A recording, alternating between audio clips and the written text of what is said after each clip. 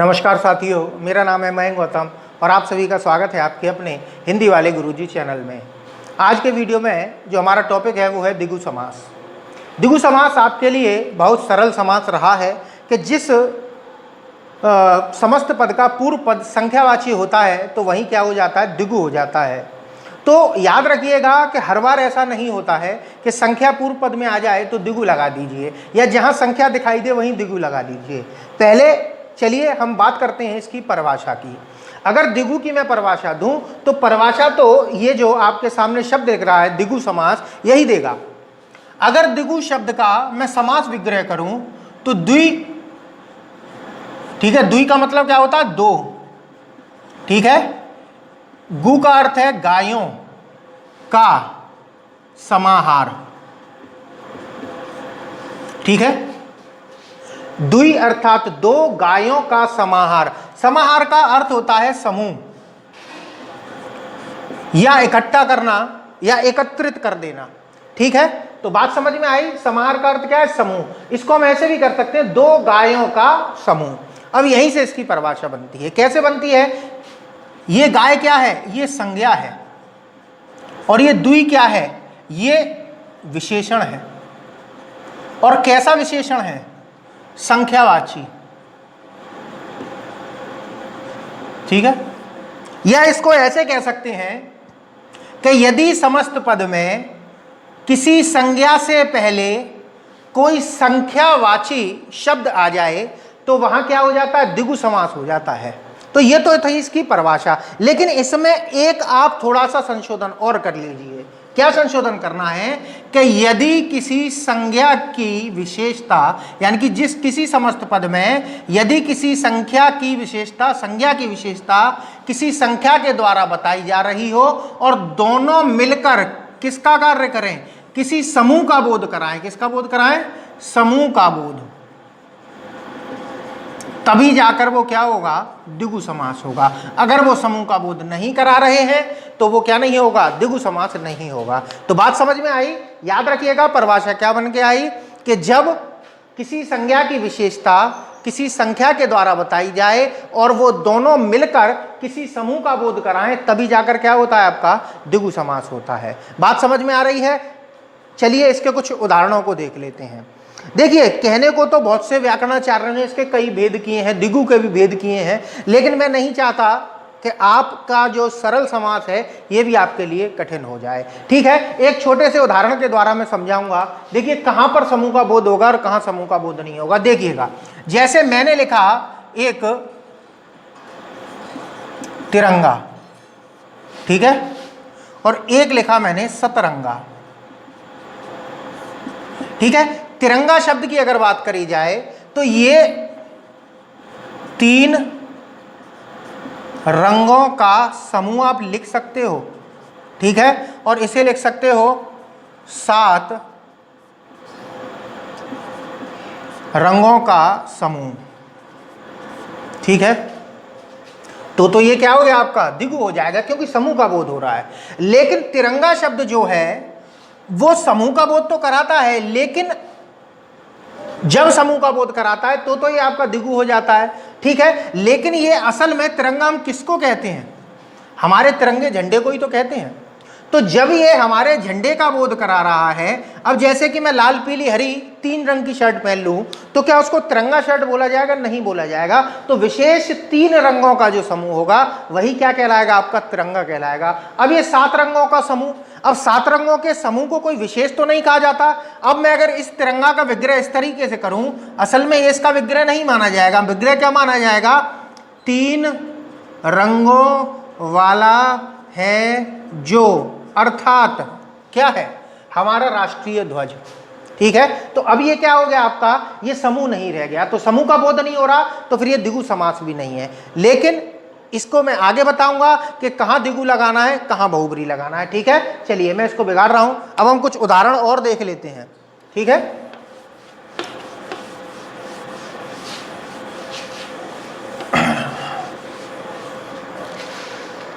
काला कहाँ हो गया, हाँ जी। देखिए जैसे एक मैंने लिखा चौराहा,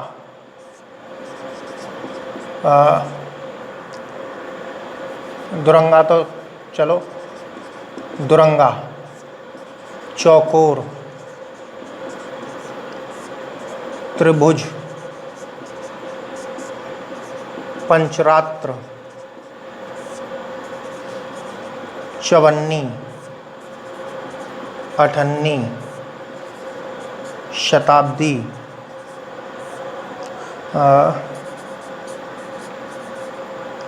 चतुर्युग, षड ऋतु, यहाँ दिखाई दे रहा होगा कि नहीं, चलो चार दीवारी, और देखते हैं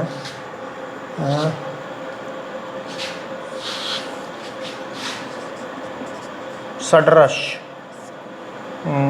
त्रिगुण, और देखूं इधर त्रिभुज, पंचराज, चवन्नी, अठन्नी, शताब्दी, चतुर्युग, षड्रश, और चलो इधर शताब्दी आ गया तो दशक, सप्ताह,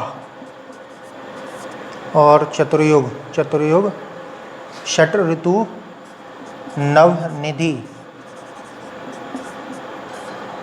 पंचगव्य,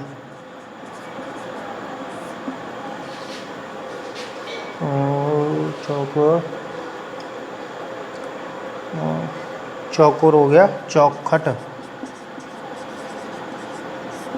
चलो बहुत हैं इतने, और पहले इनके बारे में बताऊंगा। देखिए मैंने क्या बताया था, समूह का बोध होना, ठीक है। कुछ इसमें ऐसे भी उदाहरण आपके आएंगे द्विगु समास में जो बहुब्रीहि का बोध कराएंगे, उनको मैं इनके बाद में कराऊंगा, ठीक है। पहले इनको समझ लेते हैं कि ये द्विगु क्यों है, बहुब्रीहि क्यों नहीं है।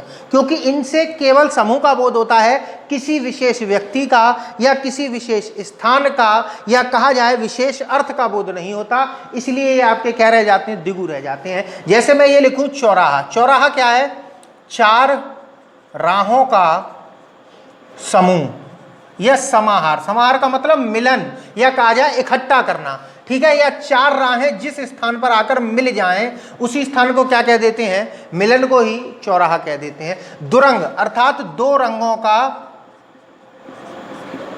समूह, ठीक है।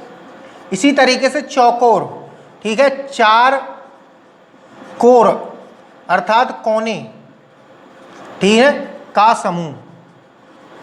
देखिए किसी चीज के चार कोने होते हैं तभी तो उसको चौकोर कहते हैं, चार कोर, ठीक है, कोने। इस तरीके से ये कैसा है, चौकोर है, ठीक है। अब कहने को तो चतुर्भुज भी है, लेकिन चतुर्भुज पहले आपका बहुब्रीहि है, ठीक है।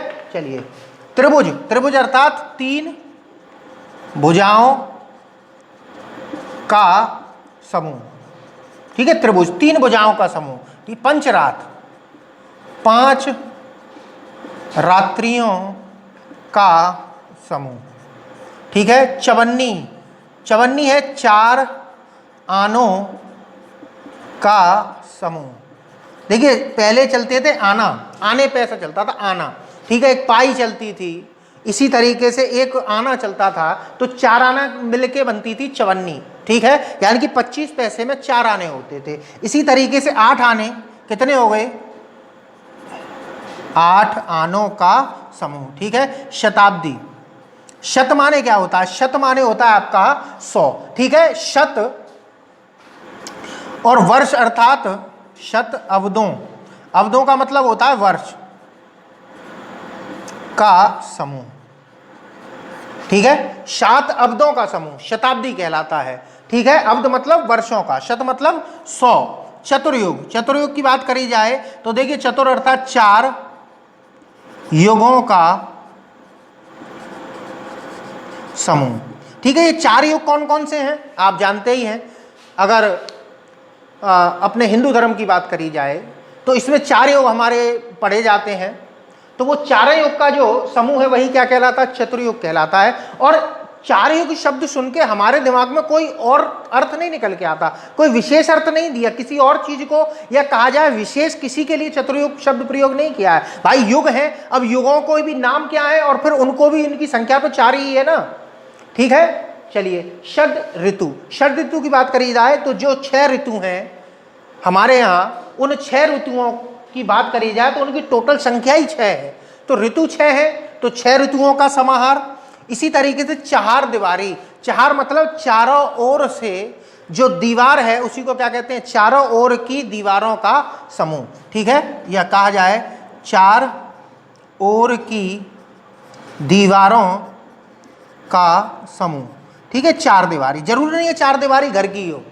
ठीक है, जैसे मैंने इस पौधे को चार दीवारी में बंद कर दिया तो चार दीवारी का मतलब घर नहीं होता। ठीक है, तो यहां कोई विशेष अर्थ नहीं निकल के आ रहा। इसी तरीके से षड्रस। ठीक है, षड्रस की बात करी जाए तो षड का मतलब होता है षट, षट मतलब छह, षट रसों का समूह। समूह या समाहार आप कुछ भी लिख सकते हो।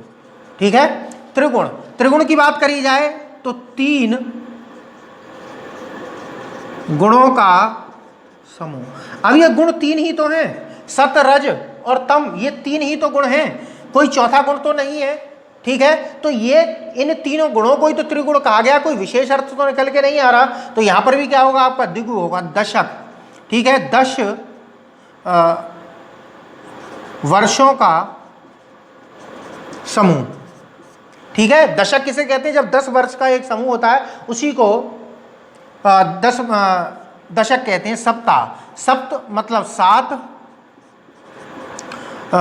अहनों का, अहन मतलब क्या होता है, दिन का समूह। अब कहा जाए कि सप्ताह कोई विशेष अर्थ तो प्रदान नहीं कर रहा है। अब कहो सोमवार से लेकर रविवार तक का ही सप्ताह कहलाता है, ऐसा नहीं है। जैसे मैं एक सप्ताह बाहर रह के आया तो एक सप्ताह का मतलब 7 दिन ही होता है। ठीक है, 7 अहनों का अर्थात दिनों का समूह, कोई से भी 7 दिन हो सकते हैं। ठीक है, इसी तरीके से कोई से भी 100 वर्ष हो सकते हैं। उसी तरीके से कोई से भी 4 युग, क्योंकि 4 ही युग है। ठीक है, तो चारों ही युगों का समूह है। इसी तरीके से 4 दीवारी, कोई सी भी 4 दीवारी। इसी तरीके से षड्रस, जो मूल रस माने गए, ये वो रस पीने वाले नहीं है, ये वो रस हैं, ठीक है, जिनकी हमको प्राप्ति होती है। इन रसों की संख्या 6 ही है। ठीक है, इसी तरीके से 10 सप्ताह, नवनिधि, निधियों की संख्या भी 9 ही है, 9 निधियों का समूह।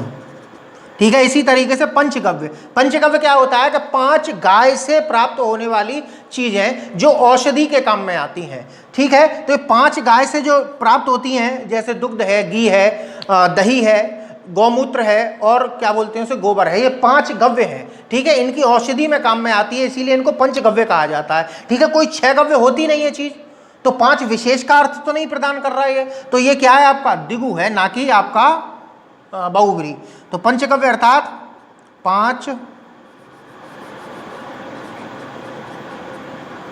पाग लिख रहा हूं पर 5 गाय से प्राप्त वस्तुओं का समूह।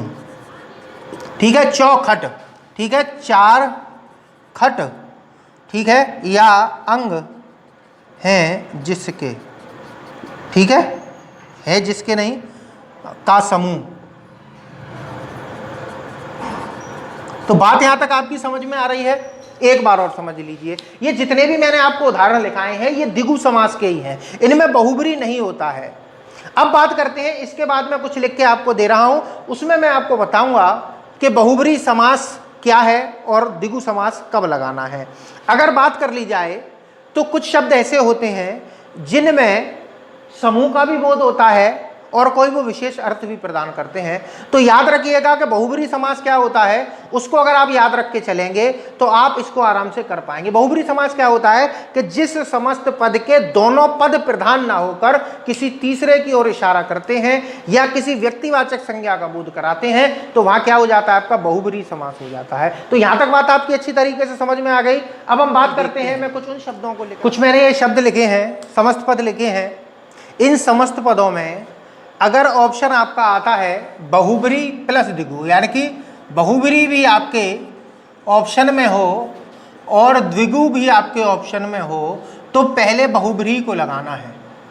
ठीक है, और यदि बहुब्री ऑप्शन में ही नहीं है तो आप द्विगु लगा सकते हैं।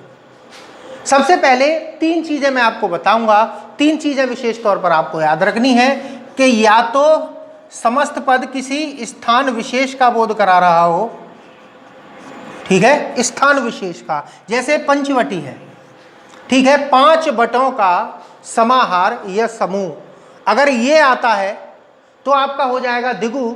और यदि इसका विग्रह होता है 5 बटों का समाहार है जहां, अर्थात कोई विशेष स्थान, ठीक है। तो वो विशेष स्थान क्या था? जहां रामचंद्र जी रहे थे, पंचवटी में, ठीक है। तो वो विशाल स्थान विशेष का बोध करा रहा है। इसी वजह से क्या है आपका, पहले बहुब्री है, फिर इसको दुगु में लगाना है। इसी तरीके से एक स्थान विशेष ये रहा पंजाब, ठीक है। अब बात करते हैं, दूसरा है पौराणिक नाम।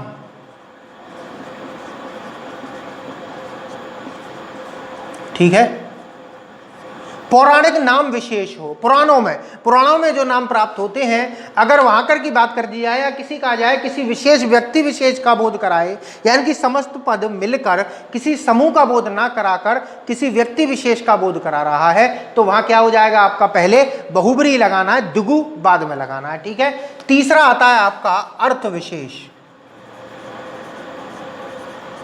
ठीक है। ये 3 चीजें आपको याद रखनी है। अर्थ विशेष, अर्थ विशेष का मतलब समस्त पद होकर मूल अर्थ जो निकल रहा हो उसके स्थान पर कोई विशेष अर्थ अगर प्रदान कर रहा है तो वहां क्या हो जाता है, अर्थ की विशेषता हो जाती है। कैसे हो जाती है वो जरा देखिएगा, यहां पर मैंने लिखा है जैसे दोगला। अब दोगला शब्द की बात करी जाए तो जिसके 2 गले हों, क्या हो, 2 गले हों, तो क्या किसी के 2 गले होते हैं? नहीं होते। तो क्या दोगला शब्द संभव है? दोगला किसी को कह सकते हो, क्यों? क्योंकि यहां पर अर्थ की विशेषता है। दोगला का मतलब जो अपनी बात पर निश्चित नहीं रह सकता है, इधर की बात उधर करता है, वही कौन कहलाता है? दोगला कहलाता है। तो यहां पर मूल अर्थ नहीं निकल के आएगा, यहां क्या आ रहा है, विशेष अर्थ निकल के आ रहा है। तो ये 3 बातें आपको याद रखनी है कि कहीं पर स्थान विशेष की बात अगर समस्त पद कर रहा है, या पौराणिक नाम की विशेषता की बात कर रहा है, या समस्त पद किसी अर्थ विशेष प्रदान कर रहा है, या किसी विशेष अर्थ को प्रदान कर रहा है, तो वहां पर पहले आपको क्या लगाना है, बहुब्री पहले लगाना है। अगर ऑप्शन में बहुब्री ना हो तो हम दिगु लगा सकते हैं। चलिए देख लेते हैं अब इनके कुछ एक एक करके सभी के बारे में। मैंने लिख इसलिए दिया क्योंकि मैं इनको अलग अलग लिखता तो समय ज़्यादा बर्बाद होता। मैं जल्दी से जल्दी आपको इनके बारे में समझा दे रहा हूँ। देखिए, इक तारा की बात करी जाए तो देखो, एक है तारा जिसमें, क्या है इसका विग्रह, एक है तारा जिसमें, तो ये एक विशेष वस्तु का बोध करा रहा है। मैंने क्या बताया था, विशेष वस्तु। विशेष वस्तु क्या है? वह विशेष वस्तु है एक वाद्य यंत्र। एक वाद्य यंत्र होता है जिसे एक तारा कहा जाता है। तो ये किसका बोध करा रहा है? पहले एक वस्तु का बोध करा रहा है, इसीलिए क्या है आपका, पहले बहुब्री है और दूसरे नंबर पर आप दिगु लगा सकते हैं। दुनाली, ठीक है, दुनाली, इसका विग्रह है 2 नलियां हैं जिसमें, ठीक है, 2 नलियां हैं जिसमें। अब देखो, 2 नलियां तो किसी में भी हो सकती हैं, आपके घर में भी 2 नालियां हो, ठीक है, वो भी 2 नाली है, लेकिन ये एक विशेष अर्थ प्रदान कर रहा है 2 नाली का, एक विशेष वस्तु का अर्थ प्रदान कर रहा है। कैसे कि 2 नलियां हैं इसमें, जैसे एक बंदूक होती है जिसमें 2 नलियां होती हैं, ठीक है, उसी को हम क्या बोलते हैं, दुनाली बोलते हैं ना, कि मैंने उसे दुनाली से मार दिया, ठीक है, वो लेकर दुनाली आया। तो दुनाली शब्द किसका बोध करा रहा है? एक बंदूक का बोध करा रहा है, इसीलिए ये क्या है, पहले आपका बहुब्री है, दिगु बाद में है। इसी तरीके से दोगला के बारे में मैंने बताया था कि 2 गले हैं जिसके, अर्थात 2 तरीके की बात कहने वाला, 2 गले हैं जिसके। भाई गला किस काम में आता है? बोलने के, ठीक है। तो 2 तरीके की जो बात करता है ना, उसी को क्या कहते हैं, दोगला कहते हैं। तो एक विशेष अर्थ का बोध करा रहा है, इसलिए ये भी क्या है, पहले बहुब्री है, त्रिनेत्र। अब ये आ गए पौराणिक नाम। पौराणिक नाम कैसे है कि त्रिनेत्र। त्रिनेत्र का मतलब क्या है, जिसके 3 नेत्र हों, ठीक है, 3 नेत्र हों जिसके, 3 नेत्र हों जिसके। अब 3 नेत्र किसके हैं, किसके माने जाते हैं? शिव जी के माने जाते हैं 3 नेत्र। क्या सचमुच में उनके अलावा किसी के 3 नेत्र आपने देखे हैं? तो ये सामान्य अर्थ नहीं प्रदान कर रहा है। मूल बात यही है कि जब सामान्य अर्थ रहेगा तो आपका क्या रहेगा, दिगु रहेगा, बहुब्री नहीं होगा। इससे पहले जो मैंने उदाहरण कराए थे वो मूल रूप से दिगु के ही उदाहरण थे, और ये सब किसके हैं, आपके बहुब्री के हैं। और देखते हैं त्रिशूल। त्रिशूल का मतलब, शूल का मतलब होता है कांटा, या कहा जाए जो पैना भाग होता है किसी का भी, जैसे तीर है, तीर का जो पैना भाग है उसी को शूल कहते हैं। आप ऐसे समझ लीजिए, कांटा कहते हैं शूल, मतलब शूल माने कांटा। तो 3 शूल वाला। अब ये 3 शूल वाला कौन है? एक त्रिशूल है। त्रिशूल किसको कहा गया है? शिव जी का जो अस्त्र है उसी को क्या कहा गया है? त्रिशूल कहा गया है। ठीक है, तो ये भी एक विशेष अर्थ प्रदान कर रहा है, तो ये बहुब्रीहि पहले है। इसी तरीके से त्रिफला, त्रिफला की बात करी जाए तो 3 फलों, अब ये फल जो हैं वो विशेष फल हैं, 3 फल विशेष का समूह। देखिए समूह आ गया, तो यहां पर आपका दिगु भी है लेकिन बहुब्रीहि पहले कैसे है? ये 3 फल, औषधि होती है, ठीक है, हर्र, बहेड़ा और एक चीज और होती है आंवला। इन तीनों को अगर फलों को मिला दिया जाए तब वो क्या कहलाता है? त्रिफला कहलाता है, और ये एक औषधि होती है।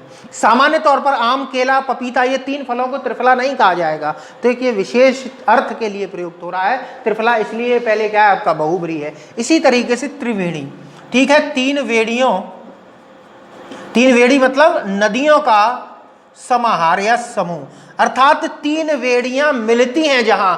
अब 3 वेड़ियां तो भाई 3 नदियां हो सकता है कहीं और मिलती भी हो, कहीं पे 2 नदियां भी मिलती हो, ठीक है, तो 3 वेड़ियों के लिए एक विशेष स्थान का बोध, मैंने क्या होता है? विशेष स्थान। तो त्रिवेणी कहाँ है आपका?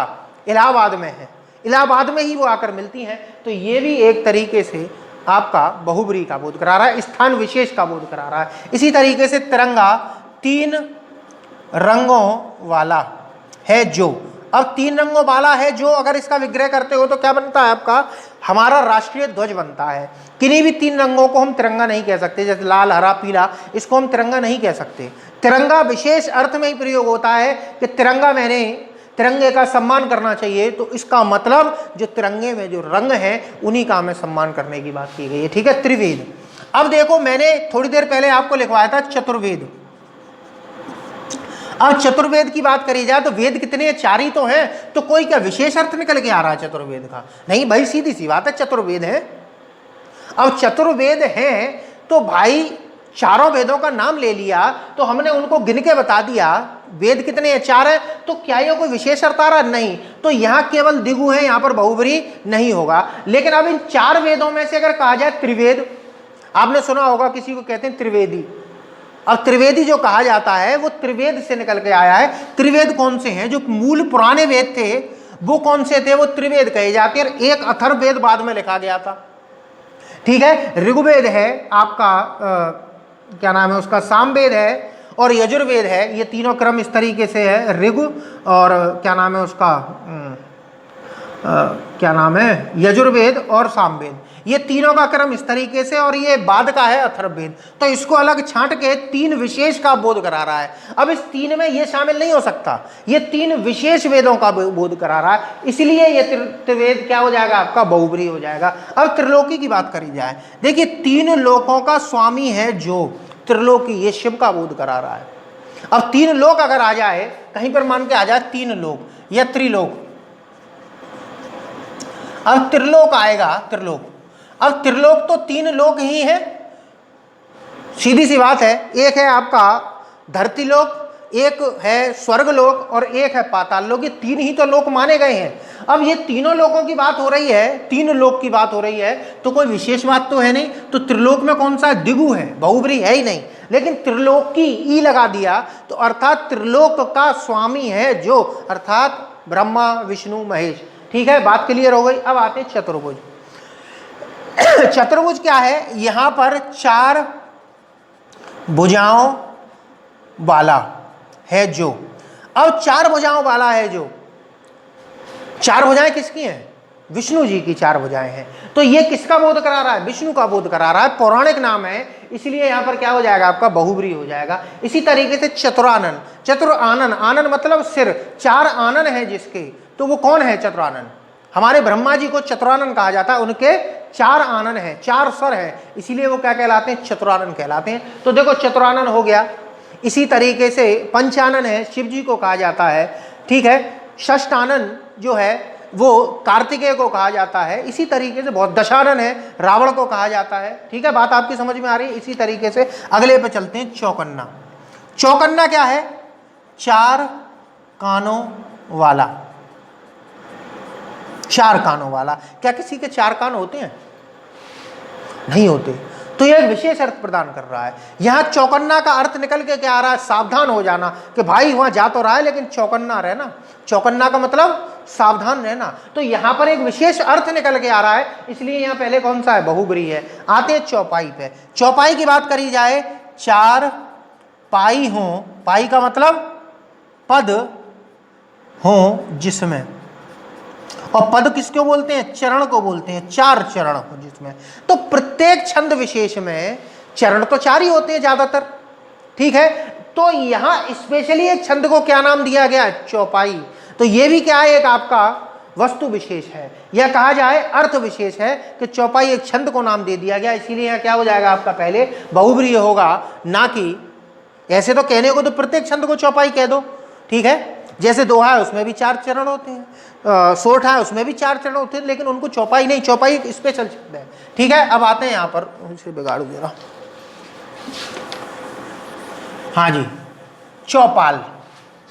चौपाल का मतलब है चार पाल हों जिसके, पाल मतलब पालने वाले, जिसका पालन कौन करते हो, चार लोग करते हो। तो ये तो एक साधारण अर्थ निकल के आ रहा है कि चार पालक हैं किसी के, तो सीधी सी बात है चौपाल हो गया। लेकिन चौपाल एक स्थान का बोध भी करा रहा है। चौपाल एक स्थान होता है गांव में जहां पर मीटिंगें होती हैं, उसी को क्या कहते हैं, चौपाल कहते हैं। कह रहे तो कोई पाल वहां पर बैठते हैं, भाई गांव की रखवाली चार पाल करते हैं, ठीक है। तो इन्हीं चार पालों को बैठने का जो स्थान है वही क्या कहलाने लगा है, चौपाल। अर्थात ये क्या हो गया आपका, स्थान विशेष हो गया, ठीक है। इसी तरीके से चौमासा।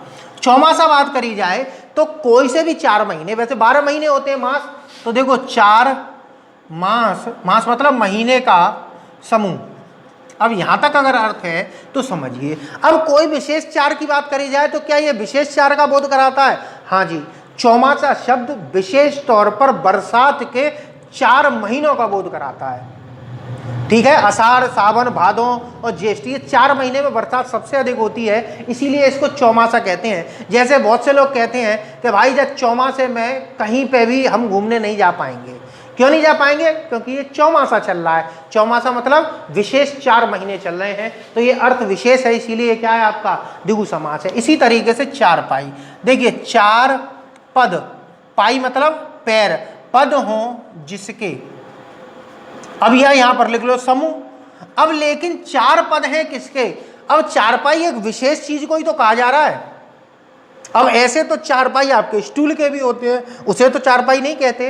ये विशेष तौर पर किसका बोध करा रहा है, खाट का, खटिया का बोध करा रहा है, इसलिए क्या है आपका एक अर्थ विशेष है, तो ये आपका द्विगु समास हो जाएगा। पंजाब, पंजाब की बात करी जाए तो 5 आब हैं जहां, ये किसका बोध करा रहा है, स्थान का बोध करा रहा है, स्थान विशेष। 5 आब, आब मतलब नदियों का समूह, या ये कहा जाए कि 5 आबों का समूह क्या कहलाता है, पंजाब कहलाता है। 5 आब अर्थात नदियों का समूह पंजाब कहलाता है। लेकिन पंजाब एक स्थान का नाम है, तो ये स्थान का बोध करा रहा है, तो द्विगु से पहले कौन सा लगेगा आपका, बहुब्रीहि लगेगा। पंचवटी, ये मैं अभी बता चुका हूं, 5 बटों, बट के वृक्ष होते हैं का समूह, 5 बट वृक्षों का जो समूह है वही क्या कहलाता, पंचवटी। लेकिन पंचवटी एक स्थान विशेष है, तो यहां पर भी आपका पहले कौन सा लगेगा, बहुब्रीहि लगेगा। पंचशर, शर का मतलब होता है तीर, ठीक है। 5 तीरों का समूह या 5 तीरों वाला। अब 5 तीरों वाला कौन है, वो 5 प्रकार के तीर जो छोड़ता है वो कौन है, वो है कामदेव, ठीक है। कामदेव को कहा जाता है पंचाशर या पंचशर भी कहते हैं, कहीं कहीं पंचाशर मिल जाता है शब्द। अब बात करते हैं पंचमुख।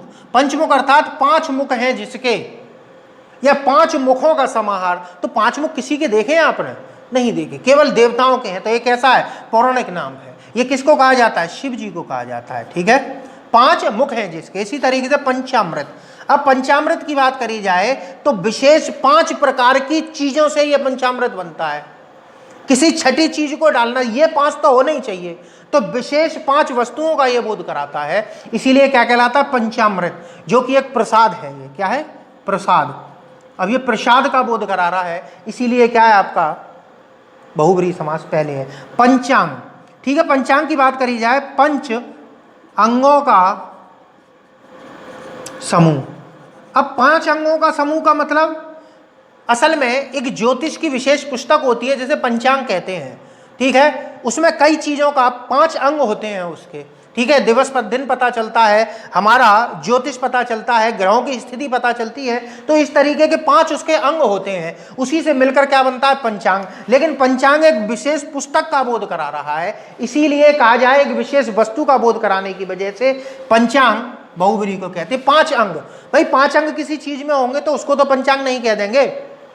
पंचांग स्पेशली एक नाम रखा गया है किसका, एक प्रकार की पुस्तक का। इसी तरीके से पंचतंत्र, पंचतंत्र की बात करी जाए तो एक राकेश शर्मा जी थे, इनकी पुस्तक है। और ये जो पुस्तक है इसमें जानवरों के आधार पर नीति तंत्रों की बात करी गई है, या कहा जाए ये एक तरीके से राज्य चलाने के नियमों की एक किताब थी, ठीक है। पंचतंत्र की बात करी जाए तो देखिए एक चीज़ और बता दूं इसके बारे में, एक खासियत है कि सबसे पहले फारसियों ने इसी पुस्तक का अनुवाद किया था, फारसी लोगों ने, ठीक है। और इसी किताब की जो अनुवाद किया था उसी के लिए उन्होंने हिंदी भाषा के लिए सबसे पहले हिंदी शब्द का प्रयोग किया था। इसी किताब की कहा जाए रूपरेखा जो लिखी थी उन्होंने, तो उसी में लिखा था, ठीक है। पंचतंत्र एक विशेष किताब का बोध करा रहा है। षडानन, षडानन मैंने अभी बताया था किसको कहा जाता है, षट मतलब 6, आनन है जिसके, किसके हैं 6 आनन, कार्तिकेय के, ठीक है। और षटभुज, षटभुज मतलब 6 भुजाएं हैं जिसकी,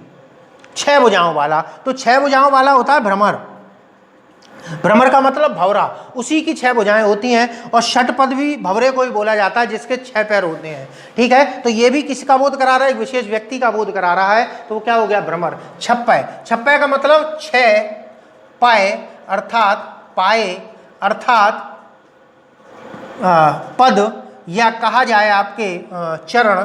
देखो ये सब पाए पाए पद चरण ये एक ही चीज है, ठीक है, का समूह। क्या ये एक भी छंद विशेष है, एक विशेष छंद जिसमें 6 पद होते हैं उसको छप्पय कहते हैं, एक छंद का विशेष नाम है, ठीक है। ऐसे तो 6 आपके कुंडलिया में भी होते हैं, कुंडलिया छंद में भी 6 चरण होते हैं, लेकिन उसको तो छप्पय नहीं कहते। छप्पय एक विशेष वस्तु का नाम रख दिया गया, या एक कहा जाए एक विशेष छंद का नाम रख दिया गया, इसलिए बहुब्रीहि पहले है। इसी तरीके से सतमासी, देखिए सतमास अगर होता, सतमास जैसे वह सतमास में आ गया, अब सतमास में आ गया तो सतमास कोई से भी हो सकते हैं, भाई सतमास तो कोई से भी हो सकते हैं, तो आपका ये द्विगु ही रहता। लेकिन ये जो सतमासी है एक विशेष अर्थ प्रदान कर रहा है। सतमासी का मतलब है कि जो बालक 7 महीने में पैदा हो गया हो उसी को क्या कहा जाता है, सतमासी कहा जाता है, ठीक है। इसी तरीके से सप्तशती, सप्तशती, शती का मतलब शत, 700 शती 700 कहा जाए श्लोकों का समूह। अब ये विशेष प्रकार की पुस्तक का बोध करा रहा है सप्तशती। देखिए सप्तशती ये संस्कृत का है, इसका तद्भव रूप है सत्सई, ठीक है। तो ये दोनों ही 700 श्लोकों या 700 छंदों का समूह को ही सप्तशती कहा जाता है। इसी तरीके से 40 शब्द है, ठीक है, 40 छंदों का समूह है, वही क्या कहलाता है आपका, 40 कहलाता है। 40 में भी याद रखिएगा कौन सा है पहले, बहुब्रीहि पहले है, ठीक है, बाद में द्विगु है। इसी तरीके से सप्तशती जो है ये क्या है, इसमें पहले आपका क्या है, बहुब्रीहि पहले है और द्विगु बाद में है। इसी तरीके से अष्टाध्यायी, अष्टाध्यायी की बात करी जाए तो 8 अध्यायों का समूह। अब देखिए किसी भी पुस्तक में यदि 8 अध्याय हैं तो क्या उसको अष्टाध्यायी बोला जाता है, नहीं। हम जो आज व्याकरण पढ़ रहे हैं संस्कृत का व्याकरण के आधार पर हिंदी व्याकरण चल रहा है, और ये जो व्याकरण लिखा था वो पाणिनि ने लिखा था, उन्होंने अपनी पुस्तक का नाम ही रख दिया था अष्टाध्यायी, तो एक पुस्तक के लिए नाम प्रसिद्ध हो गया, इसीलिए इसको क्या कहा जाएगा, पहले बहुब्रीहि समास। इसी तरीके से अष्टछाप, अष्टछाप की बात करी जाए तो ये जो नाम है अष्टछाप, ये विशेष प्रकार के 8 कवियों का नाम रखा गया था, जो कि श्रीनाथ मंदिर जो आपका गोवर्धन है पर्वत, वहां पर श्रीनाथ मंदिर है, वहां पर संध्या काल में पूजा अर्चना के लिए इन 8 कवियों की नियुक्ति करी गई थी। और ये 8 कवियों की जो नियुक्ति करी गई थी, इसमें सूरदास थे, नंददास थे, परमानंद दास थे, चतुर्भुज स्वामी थे, छित स्वामी थे, और भी कई सारे थे, उन लोगों की नियुक्ति करी गई थी। और किसने करी थी, विट्ठलनाथ जी ने। अपने 4 शिष्य उन्होंने अपने लिए और 4 अपने पिताजी के लिए, और उन्होंने एक अष्टछाप की रचना करी, तो उन विशेष 8 कवियों को अष्टछाप कहा जाता है, किसी और कवि को नहीं इसमें शामिल किया गया, तो इसीलिए ये भी एक विशेष कहा जाए, अर्थ प्रदान कर रहा है। तो यहाँ क्या है, बहुब्री है, नवरात्र।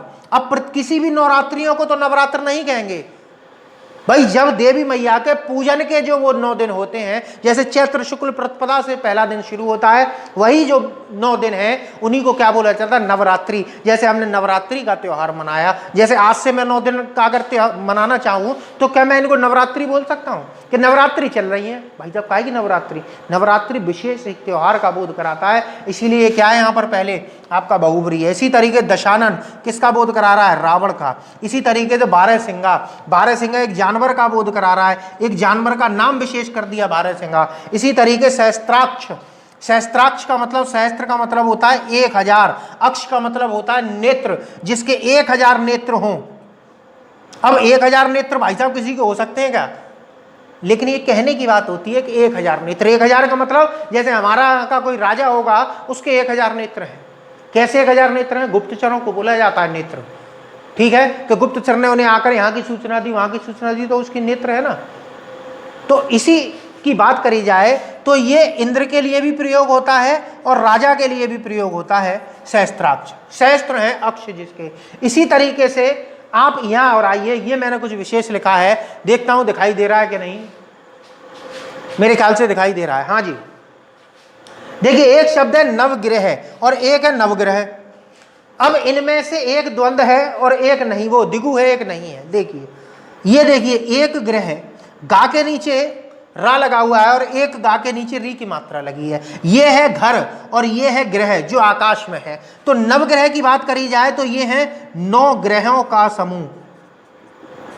अब ये तो कोई विशेष अर्थ हुआ नहीं भाई, 9 ही ग्रह है तो 9 ग्रहों का समूह नवग्रह कहलाता है। तो ये आपका क्या हो जाएगा, द्विगु हो जाएगा, बहुब्री नहीं होगा। लेकिन नव यहां पर देखिए, यहां पर नव 9 का अर्थ प्रदान कर रहा है और यहां पर नव नए का अर्थ प्रदान कर रहा है। जैसे मैंने नवग्रह में प्रवेश किया, नवग्रह का मतलब नए घर में। तो याद रखिएगा कि नव जो है ये 2 अर्थों में आता है, एक नव नवीन और एक नव नौ। इसी तरीके से देखो नौजवान और नौरत्न। अब नौरत्न की बात करी जाए तो नौरत्न माने क्या होता है, 9 रत्नों का समूह। असल में ये भी एक विशेष अर्थ प्रदान कर रहा है। अकबर के दरबार में 9 रत्न थे, तो विशेष एक अर्थ विशेष हो गया। तो यहां पर ये क्या हो जाएगा आपका, पहले बहुब्री हो जाएगा, द्विगु बाद में होगा। लेकिन ये नौजवान की बात करी जाए तो देखो ये कोई जवान 9 नहीं है, ये 9 नव का अर्थात नए का अर्थ प्रदान कर रहा है। नए जो जवान होते हैं उसी को क्या बोलते हैं, नौजवान। नौनिहाल अर्थात जो बच्चा अभी छोटा है, बिल्कुल कहा जाए नया बच्चा जो है वही क्या कहलाता है, नौनिहाल।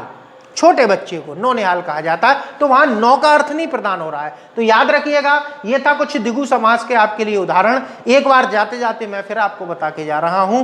3 चीजें याद रखिएगा कि अगर किसी वस्तु विशेष का अर्थ अगर प्रदान हो रहा है, किसी स्थान विशेष का अर्थ प्रदान हो रहा है, या किसी पौराणिक पात्र या किसी विशेष नाम का अगर कोई समस्त पद प्रदान कर रहा है, तो पहले हमको बहुब्री लगाना है, द्विगु बाद में लगाना है।